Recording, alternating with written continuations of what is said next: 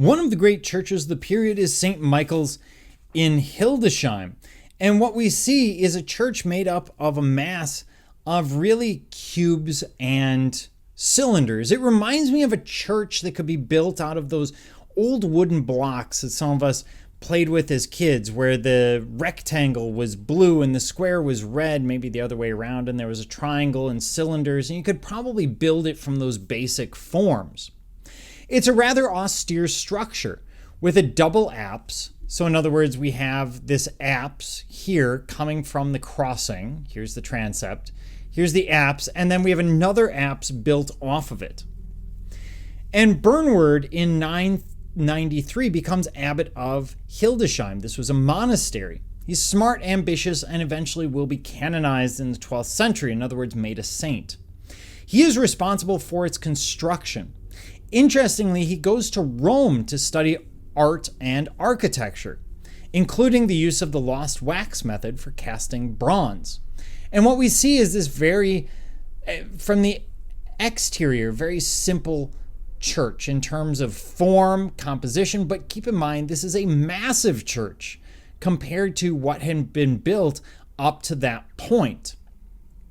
The doors, which Bernward is going to be responsible for, are cast in the lost wax method in single sheets. So they're very inexpensive. They're not using a lot of bronze.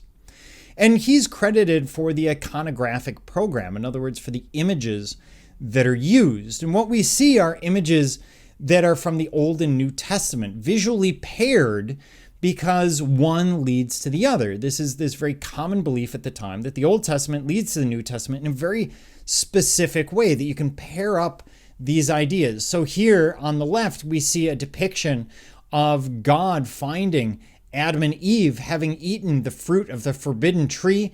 We see Eve pointing to the serpent. We see Adam pointing to Eve because the serpent gave the fruit to Eve to eat. Eve ate it, gave it to Adam. He ate of it. They discovered their nakedness. In other words, they discovered the idea of right and wrong, good and evil. And that piece is directly across from a depiction of the persecution of Jesus leading into the crucifixion. Because, of course, his persecution and crucifixion are as a result of original sin. So we're seeing these pairings across. The figures look awkward.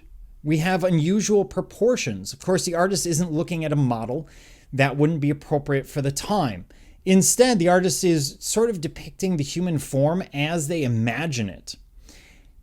And compared to what we've seen in the past from Europe, this is fairly impressive in terms of the composition, laying things out, creating a solid narrative here three-dimensionally rather than in mosaic or in fresco. At the same time, we can look at it and recognize that the proportions are off. This isn't the classical sculpture we would expect, but of course we're 200 years after Charlemagne, and things have fallen. That Carolingian Renaissance only lasts so long, and so we're going to see some simplification. Also, Hildesheim is not exactly in the center of the known world at the time, so they're not going to have necessarily the most skilled artisans working on it. But it still shows incredible ability to take something that is, take a narrative, that biblical narrative, and put it in visual terms. They're going to assist in a didactic manner, in a teaching way, in people's understanding of church teachings and the Gospels overall.